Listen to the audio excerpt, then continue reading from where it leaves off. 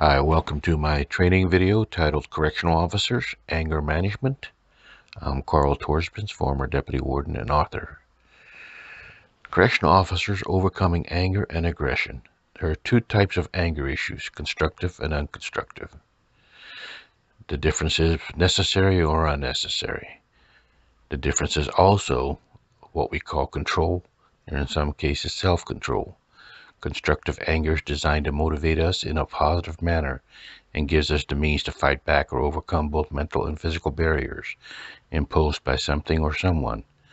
Unconstructive anger is negative energy and clouds our ability to think clearly and often clouds our judgment. It is often referred to as an act of hostility associated with a bad attitude and can ruin your relationship or life forever, not to mention what it can do to your career. This photo is representative of an ideology that we live by, but we need to put it in perspective. Cross the line, your ass is mine. Thus, it's appropriate to say that anger is an emotion that centers on either gaining self-control or losing control. It may also be an avenue to gain control of a situation or perhaps a perceived notion that you're losing control over some personal important values or pride. These choices are entirely based on the situation at hand and how it impacts your thinking as well as your actions. Remember the difference between personal and professional standards as well, and you're on your way to resolve your anger issues. As a correctional officer, you're often faced with situations where your pride's on the line and your ego is personally attacked by those you supervise or manage under your tour of duty. Name-calling is the most common style of attacks, as well as the physical kind that triggers your emotions to take action and defend yourself or your self-importance. It is this underlying anger to respond to these negative triggers that puts you at risk of being disciplined or harmed if you react to the name-calling in an inappropriate manner and observed or caught in an act by someone that reports your acts or behavior as misconduct.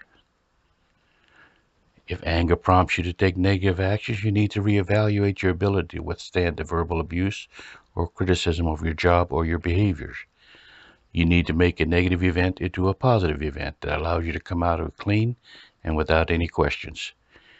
When you feel that anger may cause you to lose control and prompt aggressive behaviors, it's time to assess your underlying feelings and reshape your thinking to gain control again.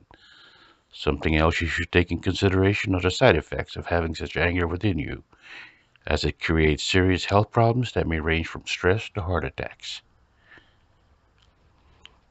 There are liabilities involved with anger.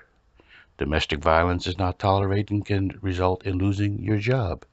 Excessive force or other misconduct is reviewed by superiors and may result in criminal charges or color of law violations that impact a person's civil rights, and a situation where you could be personally held responsible for your actions, leaving you with expensive legal costs and no assistance from your employer. Hence, it's very important you maintain self-control at all times. Anger management is just not a common phrase to identify tools to control your anger. It's a way of life and must be adhered to in order to avoid serious mistakes or potential run-ins with the law, even if you are a certified police officer or correctional officer. Managing your anger will also allow you to feel better about yourself and attain a healthy lifestyle that gives you longevity and happiness. Tools available. Keep track of your anger and how often you lose it. Notice how you're provoked or threatened. This will give you a chance to see whether your provocation or threat is real. Talk to yourself. Agree within your own span of control. You will try to delay getting angry. Don't jump to conclusions or make assumptions to further aggravate you. Cool it. Chill out. Stop yourself from any thoughts of hostile acts or attitudes. Walk away if you can. Decide what you can do about the situation, then do it and let the anger go. If you're chronically angry, take a look at yourself and determine what it is that angers you and how your negativity can justify the means to act in a certain way. Avoid overstimulation. Get plenty of rest and exercise, because sleep deprivation is a common factor in poor judgment and hostile behaviors. Manage the caffeine and other stimulants. Learn to listen and refrain from being impatient and quick judgments. Assume other people have good intentions when they talk to you, And although you may not trust them completely, try to accept the possibility and see it from another perspective. Last but not least, learn to laugh at yourself and allow your sense of humor to control the situation.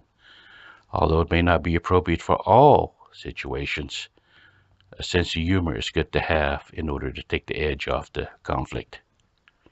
Remember, always serve with honor and be safe.